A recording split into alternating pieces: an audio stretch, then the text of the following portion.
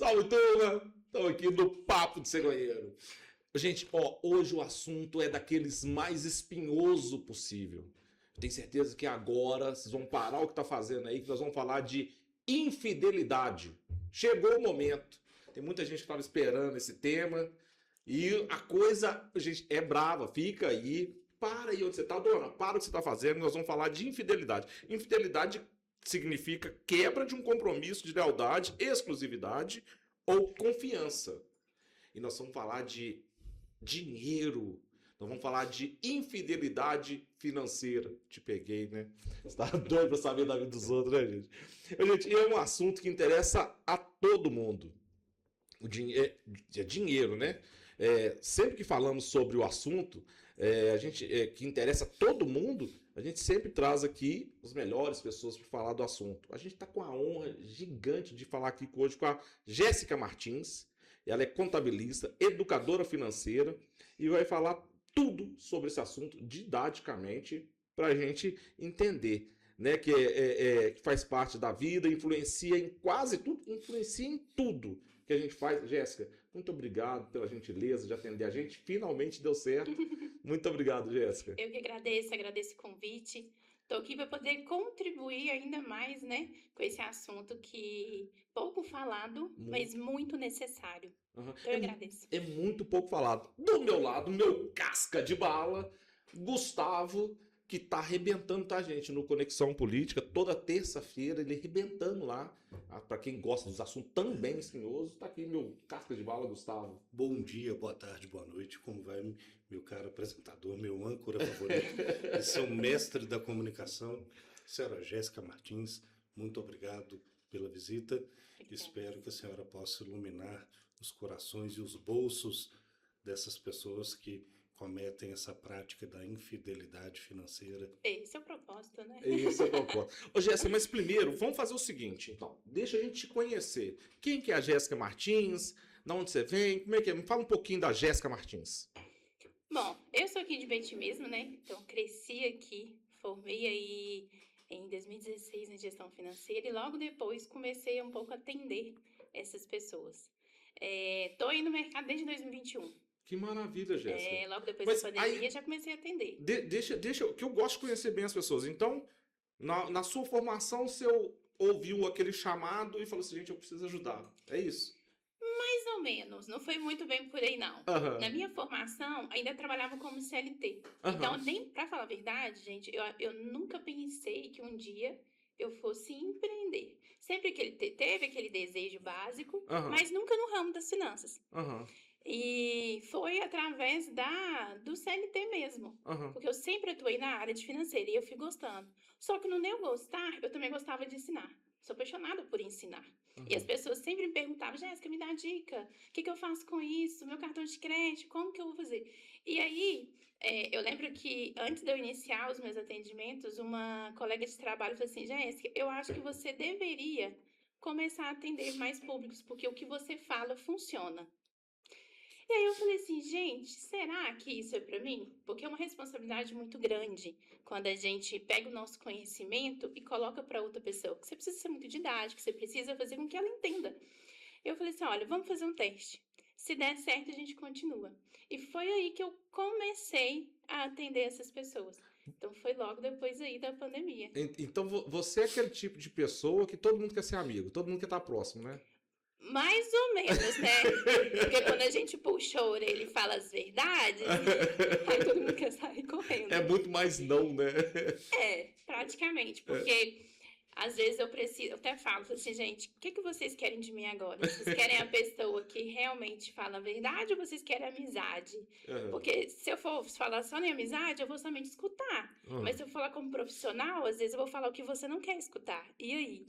Aí é onde que dá uma balançadinha, mas sempre a gente resolve. Eu tô curioso, Jéssica. E como assim, na nossa cultura, talvez sul-americana, tão consumista, né, você é mais não do que sim, né? É isso mesmo que eu falei, assim, profissionalmente? Não exatamente. Porque esse padrão de mais não do Não, que porque sim... gastar a gente já sabe. Sim, mas o meu dever como educadora não é ensinar você a cortar tudo. É muito pelo contrário. Eu quero te dar uma vida que você pode fazer tudo, porém com limite. Consegue entender? Entendi. Então, assim, se você falar assim, porque a maioria das pessoas vem pra mim e fala assim, a Jéssica vai zerar o meu cartão, ela vai cortar tudo, eu não vou poder fazer mais nenhuma comprinha da Shopee. Aham. Gente, isso é mentira, tá? Então, eu já vou falando que isso é mentira, eu não corto tudo, mas eu vou te limitar. Eu vou Aham. falar assim, olha, você pode até comprar, mas a Aham. gente vai comprar até X valor. Porque o mais importante é você saber lidar com o dinheiro para todas as situações. E a gente não pode só viver só de compras. Aham. Mas isso é atacar o ímpeto da pessoa, diretamente, né? Aquele desejo, aquela compulsão. Sim, até mesmo porque a gente precisa entender, será que realmente essa pessoa tem uma compulsão por comprar ou só é uma ansiedade? Eu falo que o gastar, ele vem de dois sentimentos, principalmente quando é para pessoa própria, né? Ou você compra porque você tá muito triste, ou você tá comprando porque você tá muito feliz. São dois extremos. E a gente precisa entender e dosar aquilo ali. Então, assim, a pessoa não necessariamente ela tá comprando porque precisa, ela tá comprando por esse sentimento, ou porque ela tá muito triste, ou porque ela tá muito feliz. Entendi. Eu sou dessa segunda opção. Eu sou aquele que compra quando bebe, na verdade. Esse é um grande problema. Aí, telefone na mão e cerveja do lado vira uma tragédia. Vira uma tragédia. Aí eu vou comprando um monte de coisa, aquela que eu faço a programação, tipo, É, fala assim, a partir de amanhã só vou tomar suco natural. é isso aí. Porque eu vi um anúncio de uma garrafinha, de uma mixer, já, bonitinha, que faz o suco, corta tudo. Falei, pronto, é isso que eu preciso. É isso que eu preciso para poder mudar a minha vida. Pronto, tá lá, tem 30 teclados, computador, mixer à vontade, fora aquilo que eu já te contei antes do programa, Uhum. né, Jéssica? Ô, Jéssica, eu posso chamar você de Jéssica mesmo, né? Pode ficar à vontade. Ô, Jéssica, como é que surgiu sua paixão pela contabilidade e pela educação financeira, Jéssica? Então, foi justamente quando eu comecei a perceber que o que eu fazia transformava um pouco da vida das pessoas. É pelo retorno. Eu até falo que o que mais move, principalmente a gente da área da gestão financeira, é a transformação de vida. Porque não é simplesmente tirar uma pessoa da dívida, não é simplesmente fazer com que aquela pessoa gaste mais tranquilo ou realize um sonho. É justamente ela acreditar que é possível. E eu falo isso com toda clareza. As pessoas que entram para um processo de mentoria, elas chegam para o primeiro encontro triste, desesperado, às vezes até derrama lágrimas, e eu não estou aqui falando para poder exaltar nem nada, mas isso é real. Aham. E quando sai, a pessoa, pelo menos, ela acredita que é possível. Porque é possível. Uma vez que a pessoa entrou num estado de endividamento, entrou num estado de desorganização, que às vezes a pessoa nem está endividada, mas está desorganizada, não sabe para onde está indo seu dinheiro. Se está nesse estado, você consegue sair. Então, da mesma forma que você iniciou, você consegue sair desse processo. E foi esse retorno. Foi olhar nos olhos das pessoas e elas me darem esse retorno. Jéssica, tá fazendo sentido. Agora eu tô vivendo melhor. Agora meu casamento flui. Porque às vezes o financeiro, gente, chega a atingir casamentos que às vezes a pessoa não consegue nem conversar mais com o esposo Com ou com a esposa. certeza. É um dos maiores pilares, assim, né? Dos maiores... Sim, isso é muito sério. E o que eu falo é que quando a gente vê que um casal consegue conversar sem brigar, pra mim já tá pago. Aham. Pra mim já fez maior sentido e já é válido. Ô, Jéssica, e da onde surgiu esse termo da infidelidade financeira? Aonde que isso casa, assim? Porque, por exemplo, igual você já mencionou, do drama que isso causa nos casais, na casa, na família, e sem hipocrisia, né? Quando a gente tá namorando, não, tem aquela música na casinha com sapê, lembra? Uhum. Você mora em qualquer lugar, tá disposto a morar na casinha de sapê e tudo Que de mais. abelha. Que de Que de abelha. abelha. Não é? Maravilhoso. E aí, a gente, né, tá namorando, mas a realidade é diferente. Na hora que você tá dentro de casa, você tem sua família, às vezes com filhos. Eu já tive muita dificuldade financeira e eu aprendi apanhando. E aí, falta um gás, uma luz, uma água, as coisas básicas para a vida. Então, aonde que entra isso, essa infidelidade? Então, você já começou falando no início que Hum. infidelidade é aquilo que a gente esconde ou omite da outra pessoa. Em qualquer relação pode ser que tenha uma infidelidade. Uhum. O financeiro está tudo interligado ao dinheiro. Só que não necessariamente é só esconder o dinheiro. Às vezes, é até, por exemplo, deixar de avisar alguma dívida. Então, eu gosto até de usar bem exemplos práticos para a gente poder começar a entender que, às vezes, na nossa vida, a gente está fazendo isso sem saber que está sendo infiel com o nosso parceiro. Aham. Então, trazendo aqui para as mulheres, né? Às vezes, aquela comprinha na Shopee que você não fala para o seu esposo. Que é Porque, R$10, é 12, é R$20. eu estou usando no meu próprio mil. cartão de crédito. Isso também é um ato de infidelidade financeira. Porque vai passar ali no cartão, você vai achar que é só uma comprinha. Mas na verdade não é. Eu até falo, e durante as minhas palestras que eu também realizo, eu já dei vários exemplos, inclusive da minha vida. Porque eu também sou falha às vezes. E no início do meu relacionamento, né? Eu já sou casada, já tenho 10 anos de relacionamento. Como é que é o nome do maridão? É o Anderson. Ó, aí, ó, manda um abraço pro Anderson, Aí, ó, beijo, meu 10 amor. anos de casado, que Ele beleza. que é o meu apoio nessa jornada. Que bom. E eu sempre gosto de falar, eu sempre gosto de usar o exemplo de nós dois. Nós casamos e eu tinha uma dívida com a faculdade. Aham. Então, assim, gente, já fui endividada, eu sei qual que é a dor de cabeça, Tadinho do eu Anderson. sei o que é.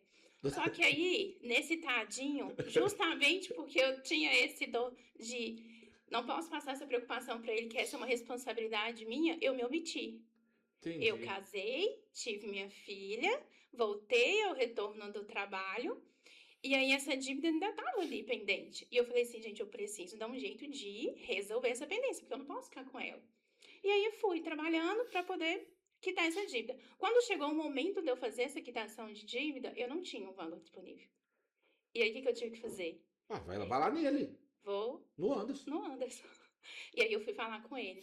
Só que aí, o que mais me surpreendeu, porque eu até lembro que eu tinha um pouco de receio, não porque ele ia me falar um não, ou porque ele, né, poderia explodir, mas não, foi justamente o contrário. O Anderson é muito singelo e muito sereno. Mas o meu receio era a minha vergonha. Porque isso para mim era vergonhoso. Isso para mim, uma pessoa formada em gestão financeira e tá devendo, como assim? Você entende que eu não olhava para dentro de mim, sim, eu olhava para o que a sociedade ia pensar de mim.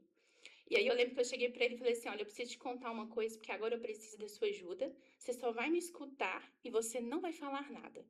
E ele, sem entender, achou que era uma coisa muito mais grave. Falou, beleza. E aí eu contei para ele, né, que eu tinha essa dívida, eu precisava do dinheiro para poder pagar. E ele simplesmente me falou assim, mas por que você guardou isso durante tanto tempo? Porque foi muito tempo, foi quase 6 anos. E isso me marcou.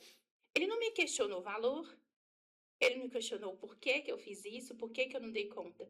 Ele simplesmente me questionou por que eu omiti. E isso, nos casamentos, que é uma coisa muito comum, gera uma quebra de confiança que vai refletir no lar entre os dois, nos filhos, que às vezes não tem nada a ver. Aham. E ali, se a pessoa não começa a quebrar o ciclo, gente, isso vai chegar até o divórcio. Então, eu gosto de usar o meu exemplo para que as pessoas entendam que infidelidade financeira é algo muito grave. Entende? Então, Muito. e assim, eu até falo assim, é só uma comprinha da Shopee, é só um joguinho do tigrinho que eu tô fazendo. Mas esse só, em vários aspectos, se torna um problema muito maior lá na frente. Ô, Jéssica, essa questão, lá vai eu causar polêmica, é a hora que a turma me senta lá. Essa questão da infidelidade, ela se emprega mais no público feminino? Ou o homem também tem essa infidelidade financeira? O homem também tem. É o mesmo patamar. São situações diferentes. Então, hoje, nessa sociedade, o que eu mais percebo, as mulheres podem até ser, sim, por causa do cartão de crédito, mas não é só isso. Aham. Mas eu também tenho um volume de homens que, às vezes, com esses jogos online, é o maior índice deles. Muitas vezes, a esposa não sabe, Aham. já tem uma dívida enorme e não consegue sair daquele buraco. Então, assim, você fala assim, Jéssica, qual que é o grau de percentual? Os dois estão equiparados. Na minha infância, Jéssica, eu trabalhei num bar, eu lembro de uma turma tinha um serviço muito difícil na época, e um dos caras lá, o cara chegava lá no bar, melhor tirar gosto, cerveja e tudo mais, e ficava ali, horas, na cerveja dele, no tirar gosto, batendo papo com um com o outro. Em casa não tinha, cara. Em casa era o arroz com arroz e um ovo. Ou seja, era uma traição já naquela época, né? Eu te ouvindo que agora me arremeteu a situação. Sim, acaba que a pessoa pode tirar de dentro de casa e gasta lá fora. E às vezes ela nem conta pra pessoa. Então, assim, Aham, é uma situação que é muito delicada. aham. Ô, Jéssica, e o que te motivou a direcionar sua carreira para ajudar os MEIs? Porque a gente está falando aqui muito do CPF, mas nós temos que falar do CNPJ também, né? Deixa eu só fazer uma Claro, pergunta antes. Isso é uma construção histórica dentro da sociedade brasileira ou da própria América Latina com relação a uma situação de colonização, de subjugação, e a gente considera que o consumo é uma forma de validação? Sim, a pessoa acaba que ela tem aquele eu preciso parecer e não ter. Muitas pessoas, às vezes, querem algo para poder parecer, para poder estar bem perante a sociedade. Então, às vezes, ele pega uma roupa de marca, mas será que a pessoa tem condições de usar? Nada contra, tá, gente? Nada contra. Se a pessoa tem condição, realmente eu acho que ela pode ali andar. Mas é aquela questão. Muitas vezes a pessoa faz justamente para poder se parecer. Às vezes um carro ali é 0 km, mas às vezes parcelado em várias prestações e às vezes nem quitado. Então, assim, são situações que a pessoa realmente traz no consumismo para poder ter um lugar perante a sociedade. É uma situação que a sociedade, de maneira geral, vive em função desse capitalismo que é o consumismo puro. Então você precisa estar encaixado em determinado nicho social para se validar, para se fazer valer presente, para ter status, para ter algum tipo de autopremiação também, eu imagino, né? Sim. E o que eu trago para a pessoa será que realmente você precisa? Porque eu, por exemplo, mentora financeira, o que você espera de uma mentora? Às vezes uma pessoa muito mais bem vestida, Mas uma você tá pessoa ótima! todo terno. Gente, não é assim. Eu não sou a roupa que eu visto. Eu não sou o carro que eu ando. Quem que é a Jéssica mentora? É Aham. aquela que é por dentro. Então, as pessoas usam desse item de consumismo, mas elas começam a esquecer da essência dela. O que define você não é a roupa que você veste. Porque uma hora, essa roupa cai, essa máscara cai. Mas aí a gente entra numa seara muito maior, porque aquela questão, a sensação de pertencimento, a gente quer pertencer a tal grupo, a tal lugar. Então, É uma questão social muito, muito séria, né? Existe uma questão sociológica e psicológica também envolvida nisso, né? Sim. e segurar isso. A pessoa tem que ter o equilíbrio, mas ela não pode perder a essência dela. Ô, Jéssica, então vamos lá, porque é o seguinte, a gente tá falando aqui, né? A mulherada, quando você fala assim, não te fica meio irritada entre a gente estar apontando, porque a mulherada é um pouco mais consumista, não é? Não, eu sou mais consumista. É. Eu sou. Eu sou mulherada consumista. quer mais, a mulherada consome Eu sou mais. comprador. Às vezes a mulher ela não esconde que compra, né? Entendi. Às vezes ela já chega, em determinadas situações, ela assume Aham. aquele grau. Mas pra mim, tá paramentado. Tá aí. Eu vou defender a mulherada, A mulherada, aqui, porque, né, Tá gente, vendo? não posso. Minha mãe tá aí no Não carro, vai posso. ver, minha mãe. Ô, Dom Rosário, mas comprem. E a Valéria? Aposto que a Valéria vai bater nele quando chegar em casa de novo. Mais uma vez. Valéria não é consumista, não. Não? Não, Só Valéria você não. que é, né? Eu que sou mais que ela, Pois bem é. mais que ela. Aí, viu? Tá vendo como então, que já viu? quebra de A padrão? proporção aqui é 66 Mas para a minha 33. mãe aí já compra pra família inteira. Minha mãe é daquele jeito. 66 para 33.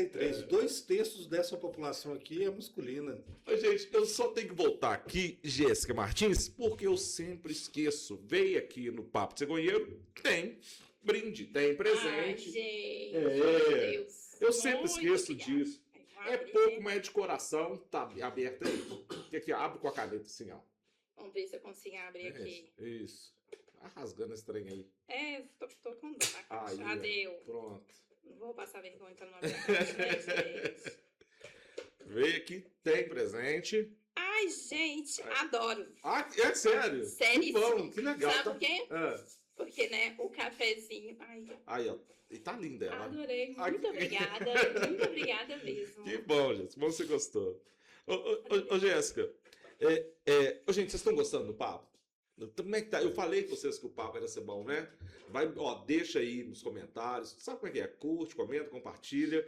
Manda aí nas nossas redes aí, porque tem muita coisa boa. Você tá vendo que a Jéssica aqui tá dando uma aula para nós, bem didática, de um assunto muito espinhoso, igual eu comentei. Nós estamos falando de gestão financeira, nós estamos falando de dinheiro, infidelidade financeira. O papo aqui tá muito bom. Deixa eu agradecer aqui a minha diretoria, né, o Tatu, todos os diretores que nos proporcionam essa tarde aqui de conhecer gente tão bacana, um assunto tão relevante igual a Jéssica que trouxe para nós aqui. Ô, Jéssica, então vamos lá. O que te motivou a direcionar a sua carreira para ajudar os MEIs, os autônomos e famílias? Parti para o MEI porque eu também sou MEI. Uhum. Então a gente começa a identificar e quando você falou assim, nossa, você gosta de colocar, se exemplificar, né? Aham. E realmente essa sou eu, tá? Eu gosto realmente de colocar para as pessoas que a vida dela, os problemas dela também podem ser os meus problemas. Sim. A gente não tá muito longe. Uhum. E foi pensando nessa dificuldade. Porque quando a gente fala em MEI, eu percebia que as pessoas às vezes não sabiam da obrigatoriedade, não sabiam dos cuidados. Porque assim, uma vez que você abre um CNPJ, você precisa começar a pensar como empresa. Porque você também tem suas obrigações e seus deveres. E às vezes eu percebi que a pessoa simplesmente abriu o CNPJ e deixa a vida me levar. A maioria, né? A maioria. E aí eu comecei a pegar muitos casos de pessoas endividadas dentro da empresa. Então, às vezes nem tinha nada no CPF, mas o seu CNPJ já estava ali virando uma bola de neve. Aham. Foi aí onde eu comecei também a atender essas pessoas através da consultoria. Justamente para fazer com que você pode arrumar seu CPF, mas também você precisa olhar para o seu CNPJ. Porque, afinal de contas, é uma só pessoa. Aham. Eu até li um artigo, ô, Gustavo, que tem um tempo, a mesma proporção de que abre empresa aqui no Brasil fechava também, acho que até um pouco maior. Imagina essa desorganização financeira, né, para quem está entrando agora no mercado, né, está empreendendo. Imagina essa loucura que deve ser, né? E a ideia é muito boa de abrir uma empresa, de empreender, de formalizar, só que falta realmente orientação técnica para ver quem vai continuar empreendendo. Muitas vezes a pessoa só fala assim, quero vender salgados. Abre a microempresa, o microempreendedor individual, que é o MEI, que às vezes as pessoas também não vão saber qual que é o significado, né? Abre o microempreendedor individual, tem limite de faturamento, tem que recolher a guia de previdência social todos os meses, Uhum. tem que fazer emissão de nota, tem uma série de obrigações que tem que cumprir e por vezes a pessoa deixa. E como ela não tem a educação técnica formal, não vai no Sebrae, que ajuda a capacitação, não vai no SESI, que ajuda. E o microempreendedor individual não tem garantia de separação de patrimônio.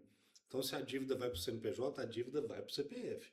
E aí você vai ficar enrolado. Exatamente. Então, é um grande problema, e essa educação financeira é muito importante para poder alinhar, direcionar, falar assim, qual que é o seu objetivo daqui a 2 anos?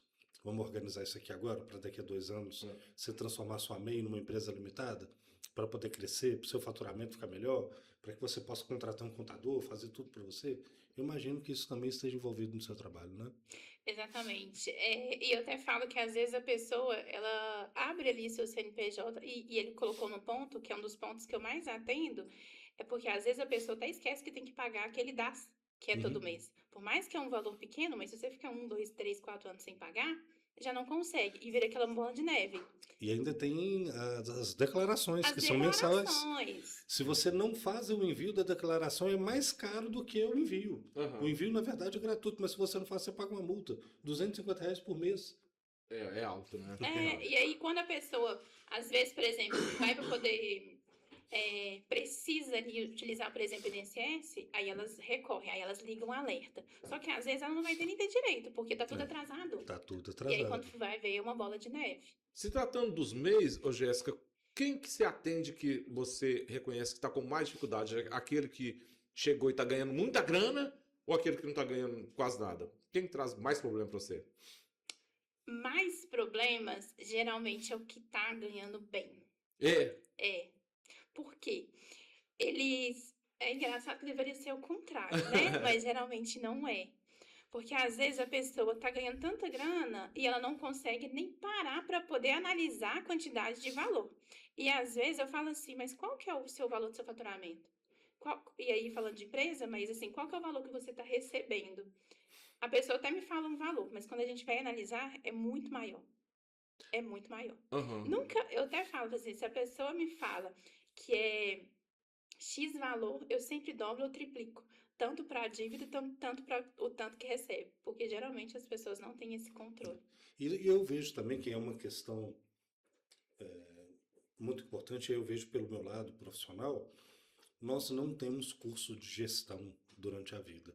A educação financeira, eu entendo, apesar de não ser um empreendedor, eu entendo que ela deveria de fato começar na primeira infância.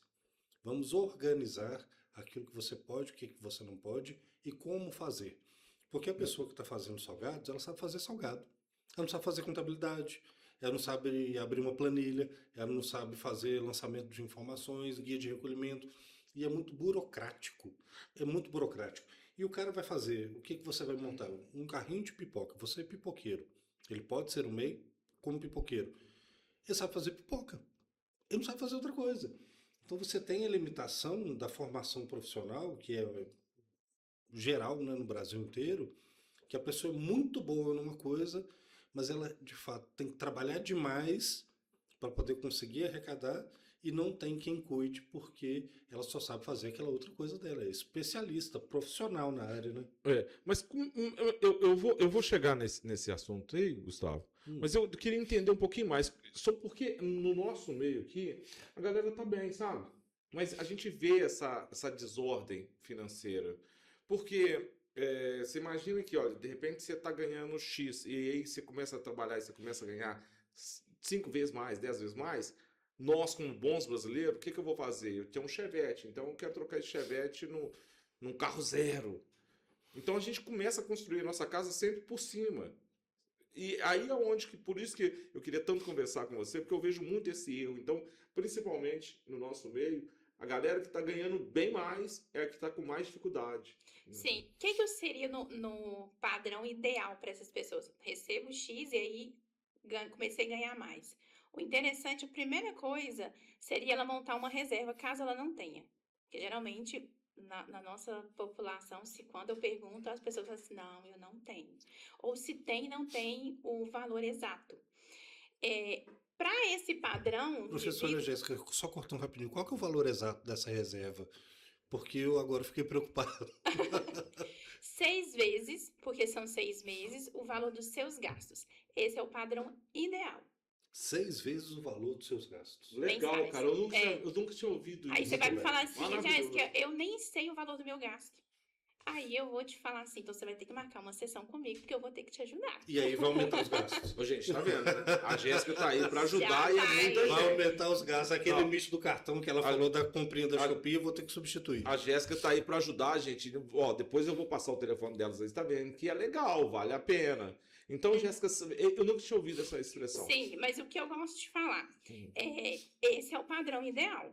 Só que a minha vida é bem diferente da sua. O seu padrão de vida é bem diferente do nosso colega. Então, eu vou te perguntar, você acha que se a gente começar suprindo um mês é o suficiente? Você consegue fazer essa reserva? Aí você pode me fale, não, Jéssica, eu consigo. Vou juntar e aí meu limite, a minha meta vai ser um mês.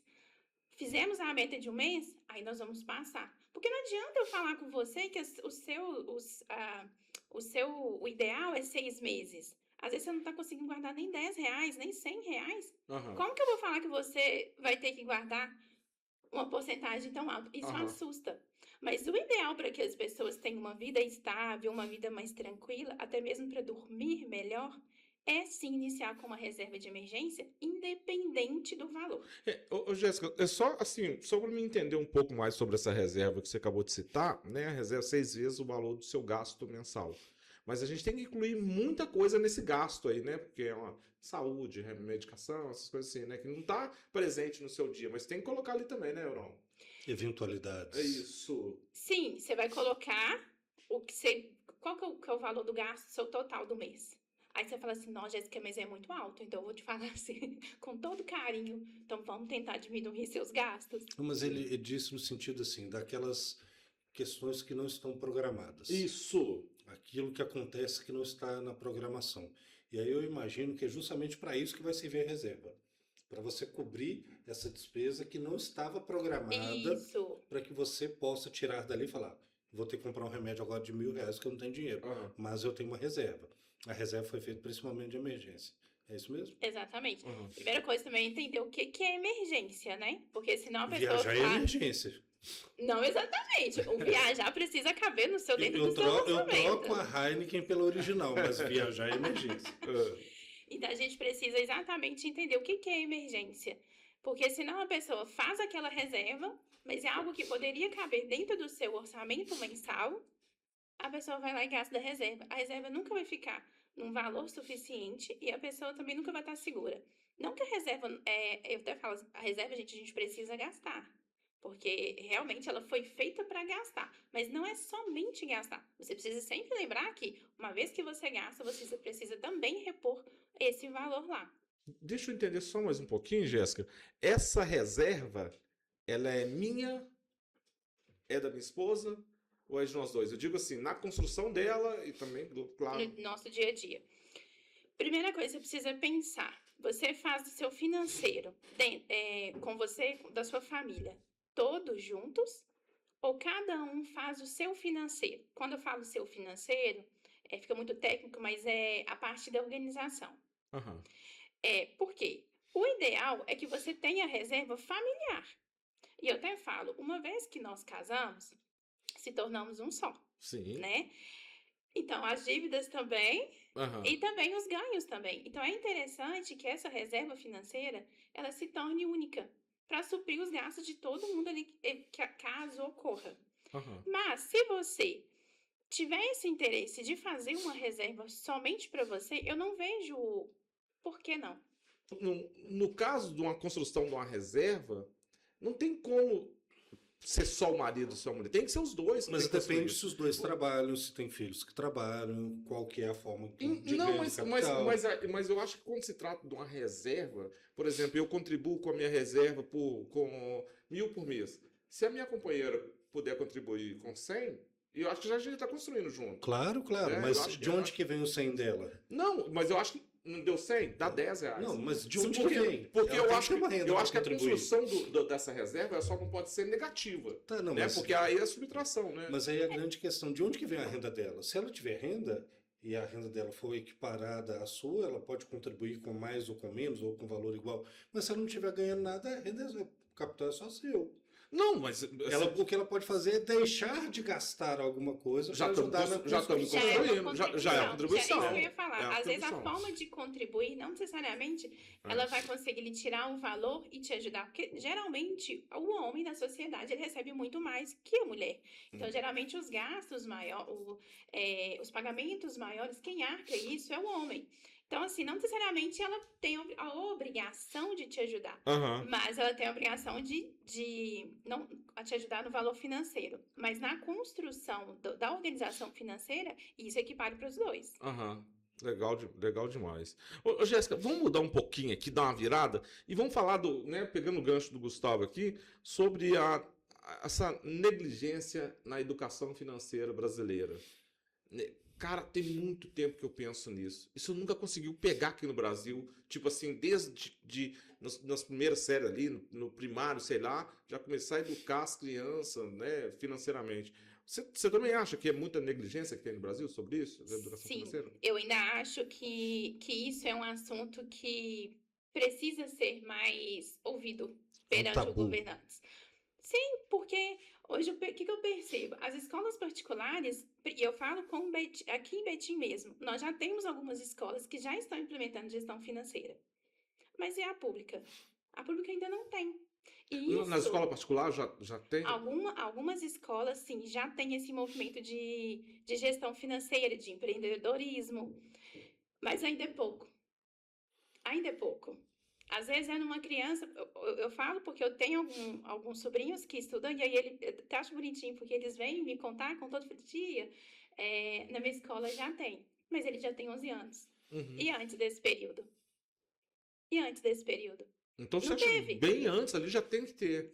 Tem, eu falo Caramba. que a educação financeira você já começa a introduzir nos filhos, nos sobrinhos, a partir do momento que a criança já começa a entender a contagem de números, já Dá para começa a poder falar. diminuir o número de mamadeira da criança? Enquanto isso, ó, nós vamos economizar aqui porque você está bebendo leite demais, Não, menino. aí é sacanagem com a criança, né? Aqui, ó. Eu tenho uma filha de 6 anos, Aham. então, claro, gente, para mim que tô na área, é muito mais fácil de introduzir educação financeira para ela. Aham. Isso ela já vem da caminhada. Mas o que eu gosto de passar para os pais, e aí eles podem pegar essa dica. Seu filho tem cofre dentro de casa? Aqueles cofrinhos que a gente Era compra, tão comum, né? né? Isso sumiu. Sumiu, é verdade. Sumiu. Então, é interessante que a criança ali com 4, 5 anos já começa a ter esses cofrinhos, porque já consegue. E qual que é a ideia? 3 cofrinhos é o suficiente. Não, Jéssica, mas 3 cofrinhos é muito. Não, gente. É um para ele guardar, para viagens, algo que ele queira ali a longo prazo. Um outro para algum objetivo a curto prazo e um outro para ele gastar no dia a dia. Olha que legal. O que é a intenção desses 3 cofrinhos? Ele entender que o dinheiro, ele precisa ser gastado, porque senão ele vai crescer e vai se tornar um adulto, Conheço alguns. como que eu posso dizer? Muquirana. Muquirana, Aham. mão de vaca. Ele precisa entender que o dinheiro também é para ser gastado, que é Entendi. para poder beneficiar o dia a dia, né? O decorrer. O segundo cofrinho, que também o dinheiro, ele vai poder comprar algo para poder deixar ele feliz. Aham. É a E recompensa. a recompensa de algo. Uhum. E o terceiro cofrinho, aí cabe aos pais colocar se é para algum item de doação ou se realmente vai fazer com que ele entenda que o dinheiro também precisa ser guardado para outros eventos a longo prazo. Então, essa dinâmica dos 3 cofrinhos, para quem ainda não sabe nada de gestão financeira, já começa ali, eu falo que é o básico. Ô, Jéssica, deixa eu entender um pouquinho mais. Gente, o assunto é muito bom, cara, muito bom. E aí vai me brotando um monte de coisa assim. Nessa condição da criança, pra gente educar essa criança, esse dinheiro que ela tá recebendo é através de uma compensação? Como é que a gente dá? Aqui, toma aqui pra você guardar. Como é que é isso? Como é que a gente. Vai muito do tipo de educação que a pessoa passa em casa, né? Aham. Mas, mesadas. A mesada. Eu sempre sou a favor que o filho tenha mesada, independente do motivo que você vai levar pro seu filho. Uhum. Então, assim, não precisa ser de grande parte. Precisa ser um valor exorbitante, porque é uma criança. Mas que você comece com R$10, R$50 e vai aumentando de acordo. E aí você pode, né, colocar para a criança, aí vai muita educação, né, que dá em casa. Se você fizer alguma coisa, você vai receber ali. Ah, que legal. Então, Ó, tem se arrumar a cozinha hoje, você vai ganhar um tanto. porque aí, se você for olhar na psicologia, além de você ensinar ele com dinheiro, você vai ensinar também outras áreas. Mas Aham. eu tenho Aham. uma ideia e eu também tenho uma outra questão para falar. Primeiro, meu filho quer um PlayStation 5. Então significa que é um investimento a longo prazo, que ele com 5 anos vai começar a juntar agora, falar, ó, você vai ganhar um PlayStation, hein? Toma aqui seu cofrinho, começa a juntar. E me parece que o Pix, então, pode ter sido um grande problema para a montagem dos cofrinhos, porque a gente já não vê mais dinheiro circulando, né? Essa é uma grande dificuldade Não hoje em só dia. para os cofrinhos, mas para o modo geral, né? Porque o mais fácil é o gastar, maior número de endividados que vai crescendo. Com certeza. Ok.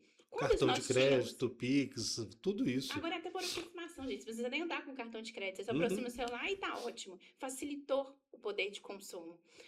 Só que, quando nós tínhamos as notas, né? E a gente fala até no passado, porque hoje é muito raro. Uhum. Eu até falo até por mim. Você pegar ali, pode ser que eu não tenha uma nota. Eu não tenho, há muito tempo. Pois é. As pessoas esqueceram do que é uma nota. E a miséria que a gente tinha de gastar 50. Cara, porque Não Você queria pegava desmembrar. 50, você falava, nossa, se eu trocar essa se eu nota- trocar 50, um abraço. É 10 minutos, 50 vira zero. Esse é um tipo de exercício que eu faço para as pessoas quando estão alto consumo. Quando as pessoas falam assim, Jéssica, eu sou consumista. Eu falo assim, o que você tem na sua carteira? E aí, às vezes, a pessoa tem ali, às vezes, dá uma nota pequena. Eu falei assim, então você vai guardar. É interessante que a gente sempre tenha o hábito de voltar a pegar a espécie. Sim, porque você começa a relembrar o que você foi educado lá atrás. Porque você começa justamente esse sentimento de que eu não posso gastar, mas do modo positivo. O físico ali conta muito, né? O dinheiro materialmente visto é diferente daquele dinheiro que está na conta, que você fala assim, toma uma cerveja, passa 13, toma um tira-gosto, passa mais 8, aí foi 21. Se você tivesse com a nota de 20, você ia falar, só tem 20, não vou gastar não, vou olhar outra coisa. Do modo lúdico, você consegue ver exatamente a quantidade de valor que você está gastando. No débito, no crédito ou no Pix, você só vai passando. E aí, quando você vai somar, de 10 em 10, às vezes já gastou ali numa noite quase R$1.000. Então, o interessante seria que a gente realmente voltasse ao passado e voltasse realmente a ter esse manuseio das notas. Pra gente sair desse assunto, Jéssica, assim, essa que a gente está falando da negligência, né, nos estudos aqui no Brasil sobre o estudo financeiro. Como é que eu tenho curiosidade de saber como que a gente implementaria isso numa escola, né? Por exemplo, porque hoje a gente não tem acompanhamento dos pais tão presente no ensino das crianças. Como é que a gente faria isso dentro da escola? Que trabalho você executaria dentro da escola para educação financeira? Assim? Então, aí eu faço parte de uma rede de educadores financeiros do Brasil. Olha que legal! Sim. Eu tenho muito orgulho de falar disso, porque ali foi a base, né, que eu me tornei. Então, eu me formei educador por causa dessa escola. E eles têm e eu vou deixar aqui, chama Think Kids. Think Kids. Think Kids. É onde eles conseguem implementar isso dentro das escolas. Porque é um estudo. Porque nas escolas, a maneira que a gente vai ensinar para a criança não é a maneira que eu vou te ensinar. Então, é tudo muito lúdico. Mas eles têm materiais, eles têm livros que vai ajudar no crescimento das escolas. Então, eu falo, para a escola que ainda não tem esse recurso e quer implementar, tem material onde buscar. Pedagógico já disponível. Tem material, e eu falo a gente, mas são as pessoas que já estão preparadas para poder atender esse público. Mas como nós somos uma rede, então a gente sempre faz essa indicação. Porque a gente sabe do grau de dificuldade que é. Mas tem esse recurso, tem onde buscar conhecimento para poder implementar isso dentro das escolas. Eu até falo que uma vez que você quer, você não caminha sozinho. Basta querer. E se você quiser, a gente vai até você e a gente leva esse embasamento da educação financeira infantil. Eu te ouvindo aqui, me dá revolta. Por que não, já que tem essa ferramenta, por que não usa? Ainda é pouco falado, ainda é pouco divulgado. Na verdade, a gente está esperando o Desenrola Brasil, né? Eu acho que o Desenrola Brasil os números são muito, muito, muito grandes. Eu não sei exatamente quanto, Jéssica, mas acredito que 80 milhões de pessoas endividadas. Talvez o governo queira esperar chegar em 100%. Não, porque, por exemplo, na cidade vizinha nossa aqui, o prefeito lá vai gastar agora 2 milhões com atrações musicais para a festa que vai ter na cidade.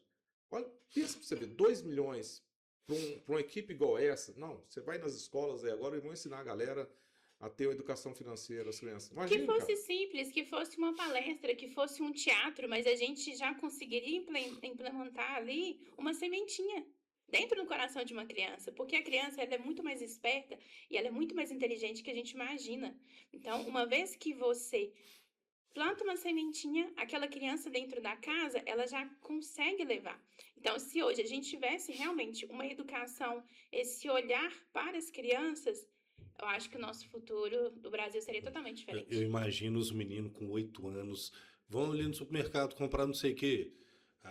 A mãe pede, ou o pai pede, vai com a mãe ou vai com o pai.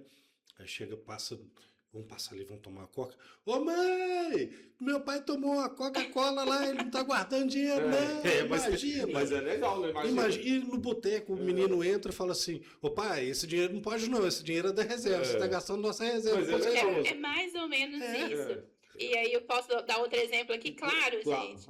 A minha filha, super doce jeito que ela é bem sincera, bem muito Como é que é o nome? demais. Como é que é o nome da pessoa?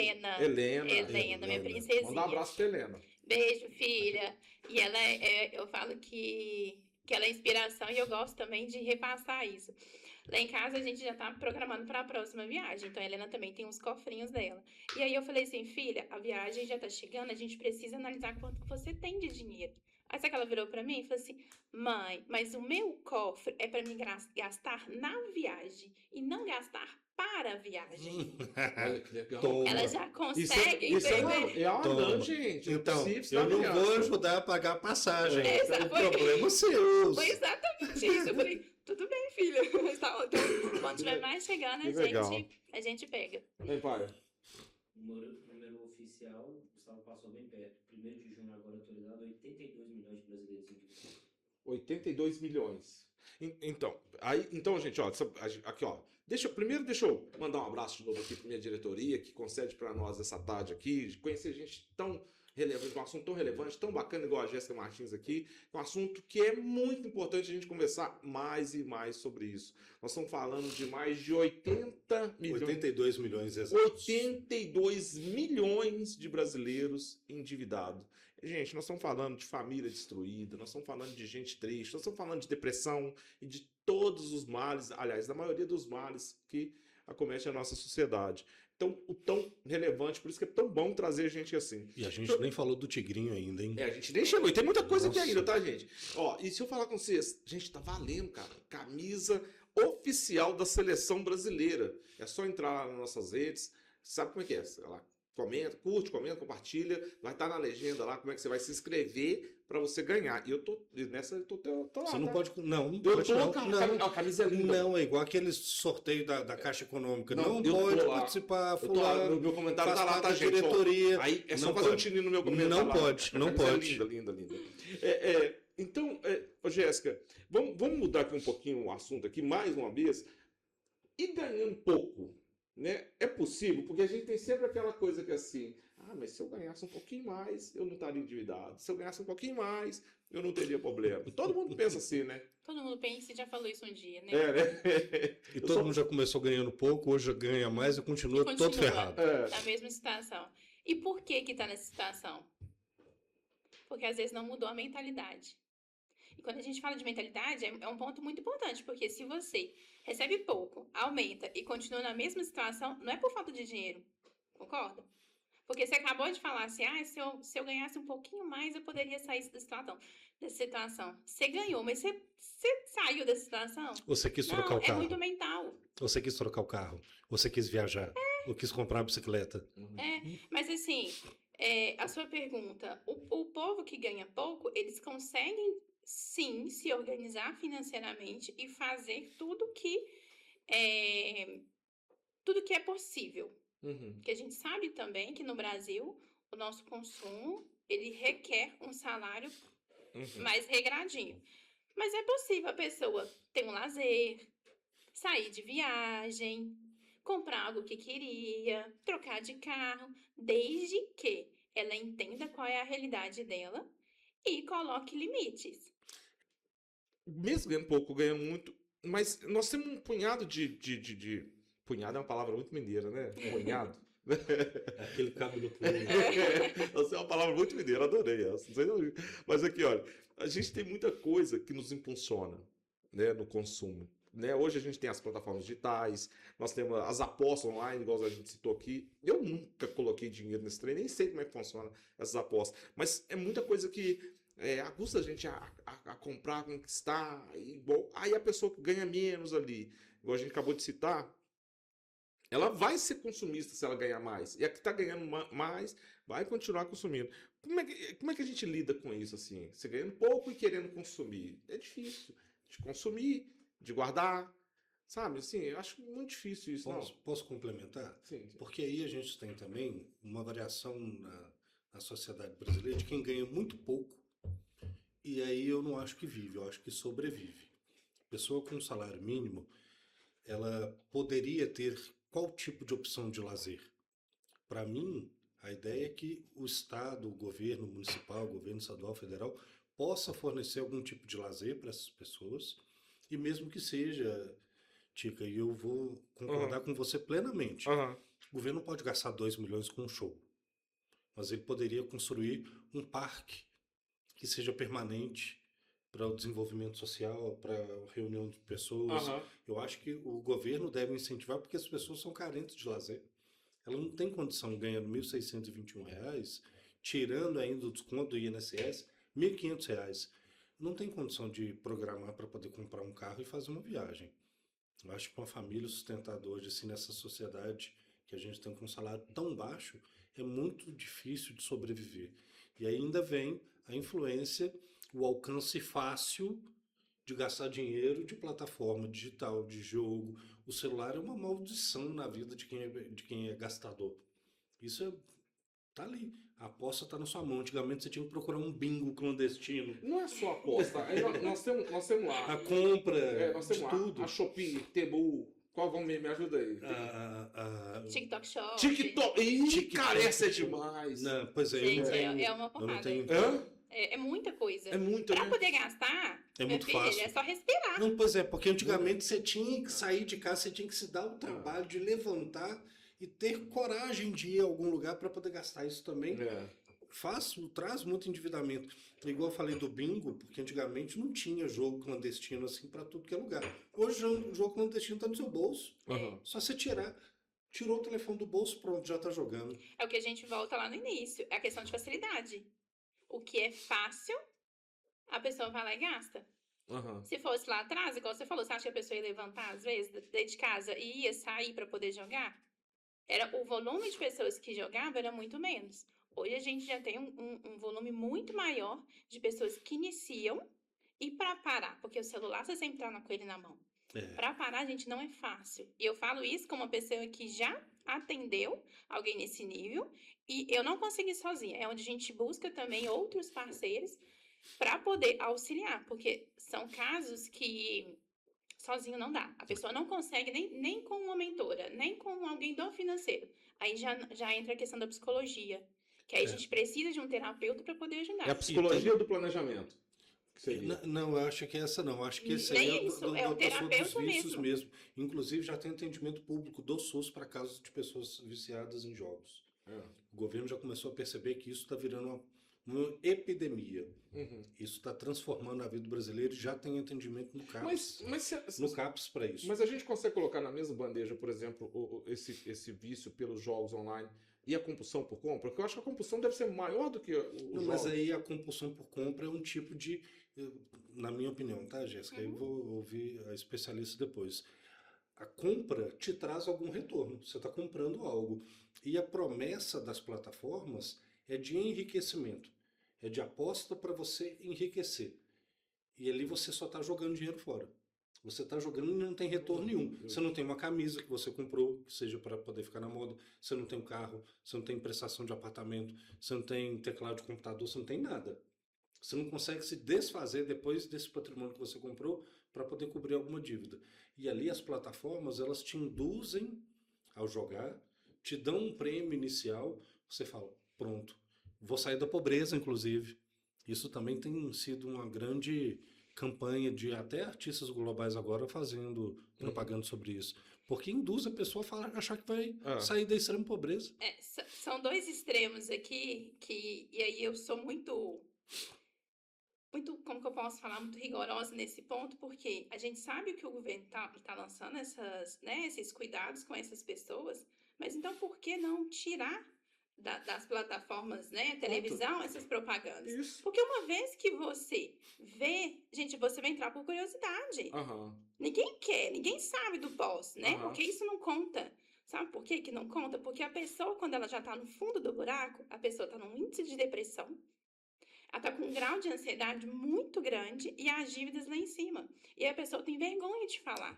Então, assim, na televisão você não vai ver o que causa um jogo, assim. Você vê as propagandas belas e bonitas. Aham. E é isso que mais me incomoda. E eu fico extremamente revoltada, porque falar que na saúde tem um cuidado, sendo que o cuidado não é depois que a pessoa já tá lá na frente. Não é depois que a pessoa já tá, como diz, já tá no buraco, né? É antes. A prevenção tem que ser antes. Maravilhoso. Isso até já foi uma proposta do governo executivo, mas quem tem que trabalhar é o legislativo. Tem que trabalhar essas leis, porque a mesma coisa aconteceu com bebidas alcoólicas e cigarro.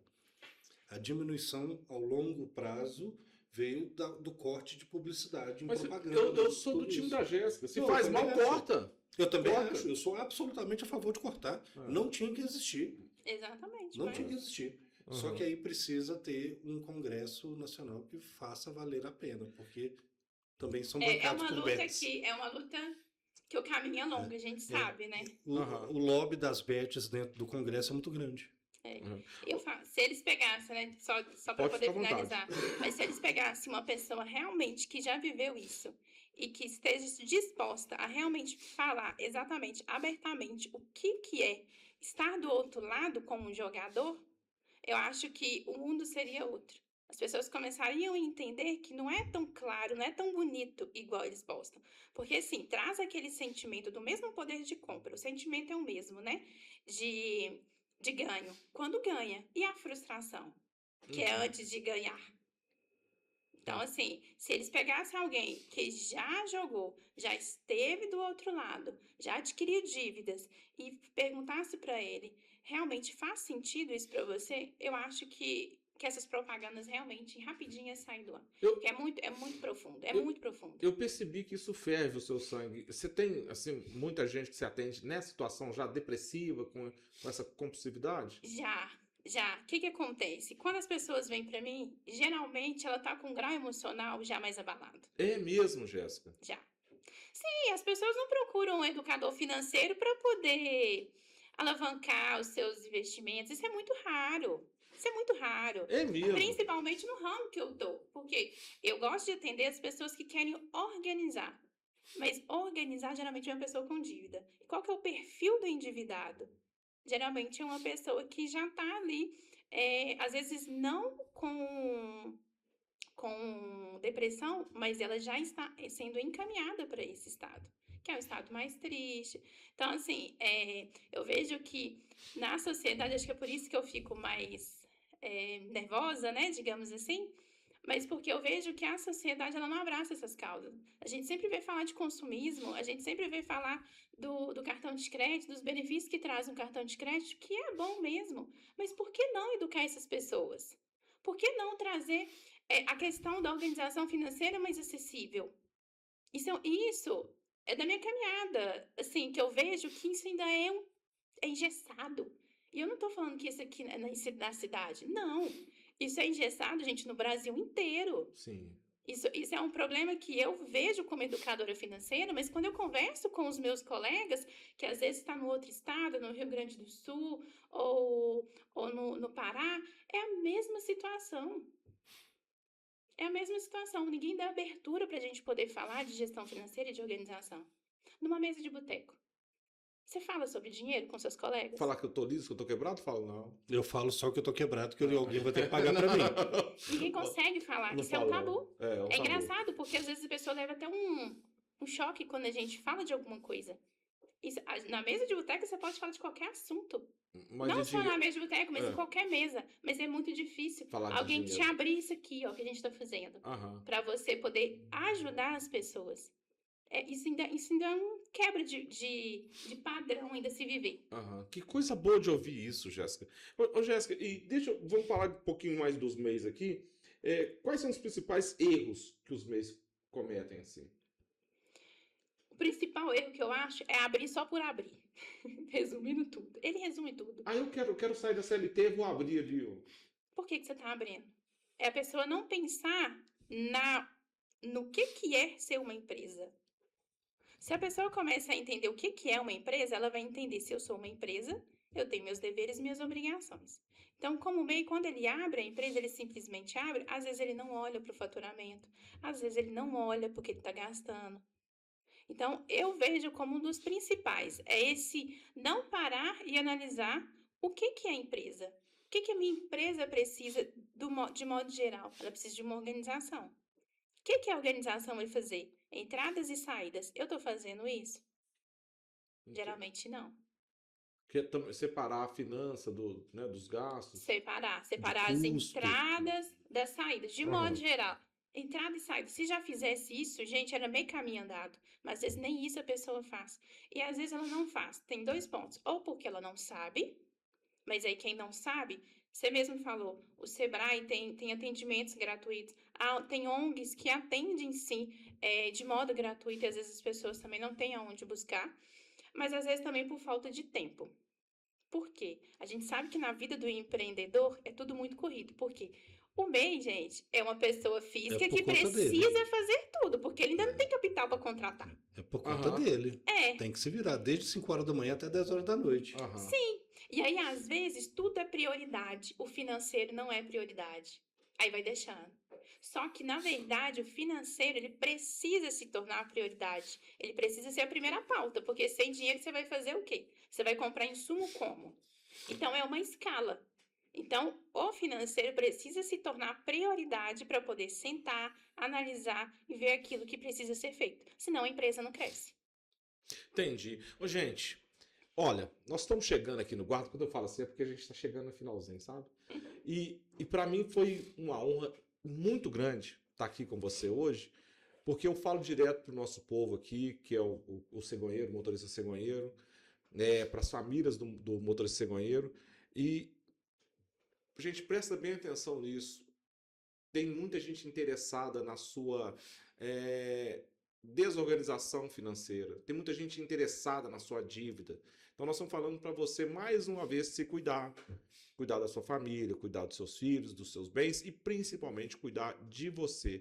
A vida financeira é muito importante, tem que ser levado muito a sério mesmo. Nós estamos aqui com a Jéssica Martins, essa especialista, que talvez pode te ajudar, né? Nós vamos passar seu contato, se você puder atender nosso povo aqui. Não é só, eu não tenho comércio, eu não Com tenho... desconto, viu, Jéssica? Com desconto. Com certeza. Eu não tenho comércio. Você atende o CPF também, não é só a CNPJ não. CPF, família, Casal. todo mundo, atende todo mundo. Muito importante isso. A gente falou da infidelidade financeira, que pode levar seu casamento para uma situação muito difícil. Para mim foi um aprendizado que eu ficaria aqui mais muito mais tempo aprendendo, conversando. Eu tenho 1 milhão de assuntos que está aqui fervilhando que não dá nem para colocar para fora, viu? Eu tenho até uma pergunta que eu queria fazer antes de a gente encerrar. Então, vamos falar, Gustavo. Qual país que é modelo de educação financeira para a gente poder seguir? Eu acho que é aquele país que começa a olhar do lado financeiro através das crianças. Então, se você me Cara, falar assim, nós estamos Jéssica, atrasados. os Estados Unidos, ele tem esse olhar para as escolas. E eu falo aqui pública e privada. Aí eu falo assim, cara, então esse país é um país que a gente poderia tomar ele como exemplo. Porque se eu falar assim, às vezes Suíça, às vezes já tem de lá ser um país mais rico, tá, mas ele olha para a criança como deveria? Porque o futuro nosso está baseado na educação que a gente dá para hoje para os nossos filhos. Então nós estamos ferrados, porque o futuro, o Brasil é o país do futuro, eu lembro de 1970, né? Que aqui tá difícil a coisa, viu? Muito difícil. Jéssica, e foi bom demais. Espero que você tenha gostado. Mais uma vez, te agradecer pela gentileza. Você deu o seu tempo para falar com o nosso povo, falar de dinheiro, falar de tanta coisa importante, igual a gente falou aqui. Mas eu queria que você pudesse ensinar assim, uma lição sobre dinheiro a todas as famílias brasileiras. E qual seria? E por que essa lição? O que você diria assim? O que eu sempre gosto de falar e eu sempre deixo assim para as pessoas é que elas entendam que por mais que o dinheiro ele é algo benéfico, ele não define quem você é. E ele não define o estado que você se encontra. Eu até falo assim, gente, as pessoas dizem, Jéssica, dinheiro traz felicidade? Não, dinheiro não traz felicidade. Por que ele não traz felicidade? O dinheiro por si só, ele não é algo que vai te deixar feliz. Por isso que a gente tem muitos casos de pessoas que têm muito dinheiro, e a gente falou disso aqui, que ainda são infelizes. Mas a partir do momento que você entende que a sua felicidade está fora do dinheiro, você consegue usufruir ele de maneira mais leve. De maneira mais leve. Então, o que eu deixo de recado e eu deixo para que as pessoas reflitam é que o dinheiro, ele não é a felicidade em si. Ele compra situações, compra momentos que vai te proporcionar isso, que é muito diferente. Então, que as pessoas entendam que não importa o quanto você ganha, se você ganha muito ou se você ganha pouco, a sua felicidade está dentro de você. É aquilo que você é aquilo que a sua família busca.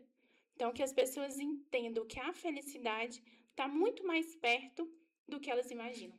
Esse é o recado que eu deixo. Maravilhoso. Gente, aqui, direto da cabine do Papo de Cegonheiro, Jéssica Martins, contabilista, educadora financeira. Mais o que, Jéssica? Tem um punhado de coisas no seu currículo. Gente, palestrante. Palestrante, tem a palestra Infidelidade Financeira, que é maravilhosa, vocês têm que ir, tá? E foi assim que eu te conheci. Pois é. E não só essa, né? Os assuntos que eu abordo é aquilo que mais desperta curiosidade. O que você quer saber sobre finanças? Vem cá, vamos sentar comigo, vamos tomar um café, que a gente vai falar. Eu acho que falar sobre dinheiro é muito mais leve do que as pessoas acham, que as pessoas imaginam. Jéssica Martins, aqui no Papo Cegonheiro, gente. Obrigado, até mais. Valeu, gente, muito obrigado. E espero que a senhora possa contribuir bastante ainda com o nosso povo, com o nosso público e deixar o seu contato. Direção, produção, colocar os arrobas e telefones da senhora Jéssica aqui para todo mundo ter acesso facilitado. Eu Muito que obrigado. agradeço. Eu que agradeço o carinho, agradeço mais uma vez por ter aberto as portas para a gente poder falar de um assunto que é necessário. E aí eu tô aí para poder atender o povo. É só falar assim, não, eu vi lá no podcast que vai ter um atendimento exclusivo. Não, maravilhoso. Perfeito. Valeu, Obrigado, até mais. gente.